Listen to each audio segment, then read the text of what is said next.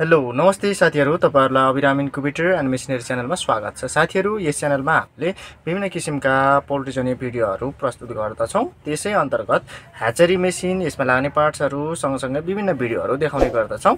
आजको यस एपिसोडमा हामीले एकजना साथीले हामीलाई भिडियो माया गरेर फरवार्ड गरिदिनु भएको छ। हामीले अनुरोध गरेका थियौं, उहाँले के कस्तो बनाउनु भएको छ, मेसिन कसरी उत्पादन गर्नुहुन्छ, कस्तो रिजल्ट आउँछ र कति अंडा हाल्नुहुन्छ, कसरी चलाउनुहुन्छ भन्ने कुराहरु उहाँको मेसिनको बारेमा जान्न सक्नुहुनेछ। त्यही भएर पुरै भिडियो हेर्नुभयो भने तपाईलाई पनि केही प्रेरणा दिन्छ, केही आइडिया दिन्छ भनेर मैले विश्वास गरेको छु। र लागौं उहाँको भिडियोतर्फ। यस्तो टाइपको गराएको छु। यो भित्र चाहिँ हेरौँ,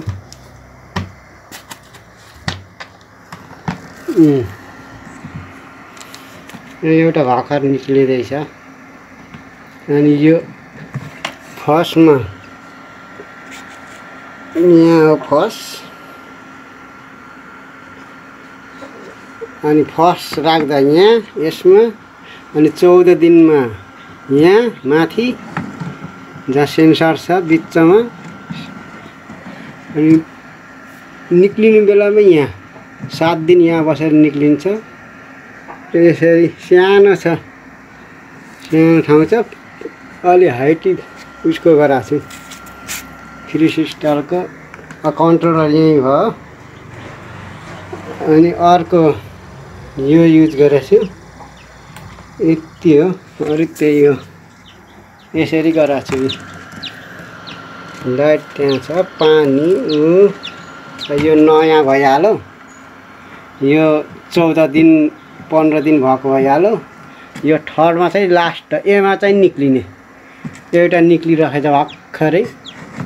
त्यो थोरै हो मैले राख्ने, धेरै होइन, थोरै मात्रै। दुईटा लाइट छ यहाँ र माथि। माथि सेतो राख्दैछु, अहिले गर्मी चढिरहेको छ एकदम, त्यही भएर सेतैमा। र अनि लाइटलाई कन्ट्रोल गर्नको लागि यो अर्को स्विच यो राखेको छु। जुन लाइट 60 को हुन त त्यही पनि सानो बालम, सानोले पनि पावर पुग्छ भने के न गर्ने भनेर यो फ्यानको युज गरेको छु। दुईतिर एउटा यहाँ छ। यसरी गराए राम्रै रिजल्ट, राम्रै आइरहेको छ। त्यही हो, 7 दिन 14, 7 21 दिनमा यहाँ आउने हो। त्यो त्यति हो, खासै उ छैन। आफैले एकदम रहरले गरेको। अहिले भर्खर मगाएर यसले राम्रो काम गरेछ। अहिले यसलाई ठुलो सानो गराउने भनेर उ गरेको ठिकै छ। बत्ती यतिको छ, अब 25-30 को होला अहिले लाइट बोलेको। त्यही हो, अरू त्यति नै हो। यसलाई बन्द गरौँ। यस्तो टाइपको गराएको छु। अनि यो यही अस्ति तपाईँले पठाइदिनु भएको यही सामान भइहाल्यो। यसले पनि राम्रै काम गर्यो। ब्याट्री यहाँ छ, ब्याट्री पनि काम गरिरहेको छ। अनि निक्लिँदै गरेको फेरि यहाँ राख्ने गरेको छु। यसरी जालीभित्र नयाँ ढाडेले खाइदिन्छ। यसरी दाना खानालाई पनि त्यो उ गराइदिन्छु। दाना खाने भइहाल्यो।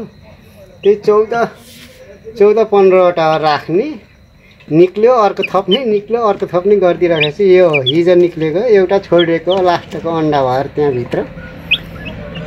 यही हो। पानी खान पनि राम्रै व्यवस्था छ। पक्कै पनि साथीहरु, तपाईले केही न केही आइडिया लिनु भएको छ भनेर मैले विश्वास गरेको छु। यदि साथीहरु तपाईहरुलाई पनि यस्तै खालका मेसिनहरु आफ्नै डिजाइनमा बनाउनु पर्ने छ भने पनि तपाईले बनाउन सक्नुहुन्छ। र त्यसका लागि पार्ट्सहरु, कुनै पनि इलेक्ट्रोनिक आइटमहरु चाहिन्छ वा सिक्नु पर्ने छ भने अबिराम एग्रोटेकले थुप्रै किसिमका यस्ता खालका इलेक्ट्रोनिक पार्ट्सहरु उपलब्ध गराउँछन्, बेच्छन्। त्यो पनि एकदमै जेन्युन सामानहरू। यदि तपाईलाई पनि यस्ता खालका सामानहरू चाहिन्छ वा सिक्नु पर्ने छ, आफैले बनाउनु पर्ने छ, त्यस्तै गाउँठाउँमा साना प्रोजेक्टहरू गर्नुपर्ने छ वा यसैलाई व्यावसायिक बनाउनु पर्ने छ भने पनि तपाईले यस्ता खालका मेसिनहरू बनाएर आफैले उत्पादन लिन सक्नुहुन्छ, चल्ला निकाल्न सक्नुहुन्छ र तपाईले त्यस्ता खालका प्रोजेक्टहरू सफल बनाउन सक्नुहुनेछ। आजको भिडियो तपाईहरुलाई यो मेसिनको बारेमा हामीले देखायौं। कुनै पनि जिज्ञासा प्रतिक्रिया छ भने तपाईले हामीलाई लेख्न सक्नुहुनेछ र अन्य भिडियोहरू हेर्नको लागि हामीलाई सब्स्क्राइब गर्न सक्नुहुनेछ। त्यस्तै पुराना भिडियोहरू तपाईलाई मेसिन जन्य बनाएका त्यस्तै सामानहरूको कम्प्यारिजन गरेका भिडियोहरू हेर्न मन लाग्छ, हेर्न चाहनुहुन्छ भने अबिराम एग्रोटेकले सयौं भिडियोहरू प्रस्तुत गरिसकेको छ। ती भिडियोहरू पनि हेर्न सक्नुहुनेछ र आजको भिडियो अन्तर्गत कुनै पनि जिज्ञासा छ भने कमेन्टमा लेख्न नभुल्नु होला र नयाँ हुनुहुन्छ भने पक्कै पनि साथीहरू हाम्रो च्यानललाई सब्स्क्राइब गरेर हामीलाई लाइक बटन थिचेर प्रोत्साहन गर्न सक्नुहुनेछ। तपाईहरुलाई धेरै धेरै धन्यवाद।